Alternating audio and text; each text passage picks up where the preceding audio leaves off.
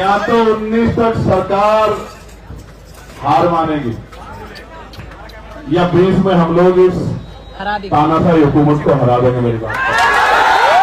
नमस्कार दोस्तों, मैं हूं पवन गौतम और आप देख रहे हैं नो न्यूज 362।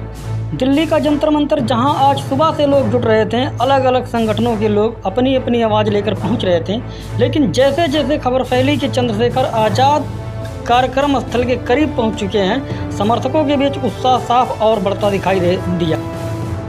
नज़रें तेज हो गए और कुछ ही मिनटों में पूरा माहौल पहले से कहीं ज़्यादा जोशीला नजर आने लगा।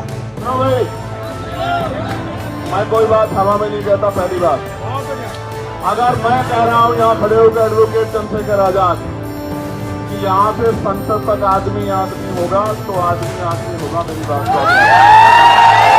यह पहली बार नहीं है कि चंद्रशेखर आजाद जहां भी किसी आंदोलन या पीड़ित परिवार के समर्थन में पहुंचते हैं, वहां उनके समर्थकों की बड़ी संख्या देखने को मिलती है।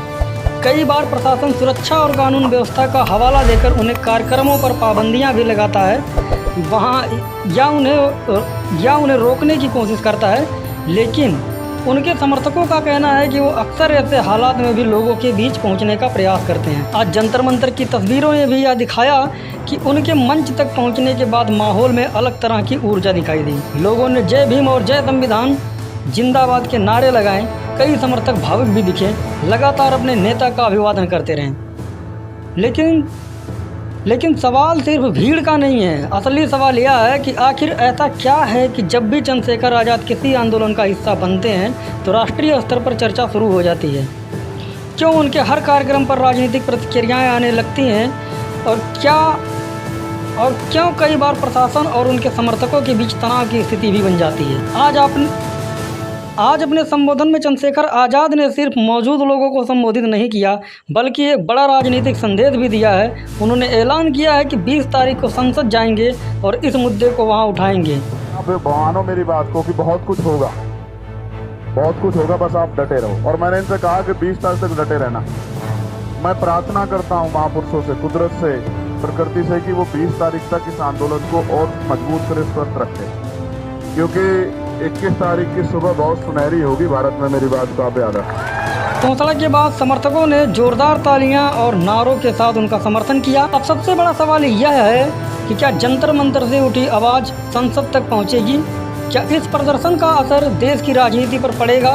और आखिर अपने भाषण में चंद्रशेखर आज़ाद ने ऐसी कौन सी बातें कही जिनकी चर्चा पूरे देश में हो रही है? और ये उन लोगों के लिए संदेश है मेरा जिनको लगता है कि आंदोलन में कम लोग आते हैं, आंदोलन छोटा है, आंदोलन तो बस सिर्फ नाम का हो रहा है। तो 20 तारीख के बाद, 20 तारीख तो आपकी, 21 तारीख हमारी। मैं पार्लियामेंट जाया करूँगा, यहीं से वापस यहीं आया करूँगा, फिर यहीं से पार्लियामेंट जाया करूँगा, फिर वापस यहीं आया करूँगा। यहाँ भी लड़ा करूँगा, वहाँ भी लड़ा करूँगा। मैं एक नौजवान हूँ। तो जंतर मंतर पर अपने संबोधन के दौरान चंद्रशेखर आज़ाद ने यह संदेश देने की कोशिश की कि वे इस आंदोलन में अकेले नहीं हैं, बल्कि उन लोगों के साथ खड़े हैं जो इस मुद्दे पर आवाज़ उठा रहे हैं।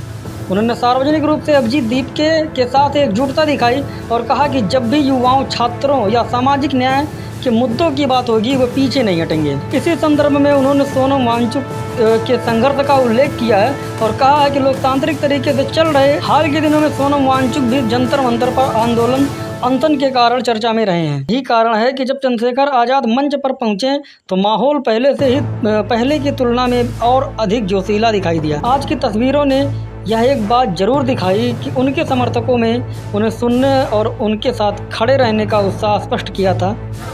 या तो 19 तक सरकार हार मानेगी या 20 में हम लोग इस तानाशाही हुकूमत को हरा देंगे। मेरी बात। आने वाले दिनों में खासकर 20 तारीख को प्रस्तावित कार्यक्रम के दौरान यह देखना महत्वपूर्ण होगा कि आंदोलन किस दिशा में आगे बढ़ता है और उसका क्या प्रभाव पड़ता है। चंद्रशेखर आज़ाद ने अपने संबोधन में साफ कहा है कि संघर्ष जारी रहेगा और इस मुद्दे पर क्या राजनीतिक तथा सामाजिक प्रतिक्रियाएं सामने आती हैं। आने वाले दिनों में घटनाक्रम तेज हो सकता है यदि संसद तक यह मुद्दा पहुंचता है। उनकी चर्चा पूरे देश में होना स्वाभाविक है। हम भी हर अपडेट आप तक सबसे पहले और तथ्यात्मक रूप से पहुँचाने की कोशिश करेंगे। अब आपकी बारी है। क्या आपको लगता है कि जंतर मंतर में उठ रही आवाज़ संसद तक प्रभावी ढंग से पहुंचेगी? अपनी राय कमेंट में ज़रूर लिखिए, हम भी आपकी राय पढ़ते हैं। अगर आपको हमारी यह रिपोर्ट पसंद आई हो तो चाहते हैं कि ऐसे ही बिना किसी डर और बिना किसी पक्षपात के महत्वपूर्ण खबर आप तक पहुंचती रहे तो यह वीडियो लाइक कीजिए। अगर अभी तक आपने नोवा न्यूज़ 362 को सब्सक्राइब नहीं किया है तो अभी कर लीजिए और बेल आइकन भी दबा दीजिए ताकि कानून, संविधान, सामाजिक मुद्दों और बड़ी खबरों की अपडेट सबसे पहले आपको मिले। इस वीडियो को अपने दोस्तों, परिवार और सोशल मीडिया ग्रुप्स में भी शेयर करें।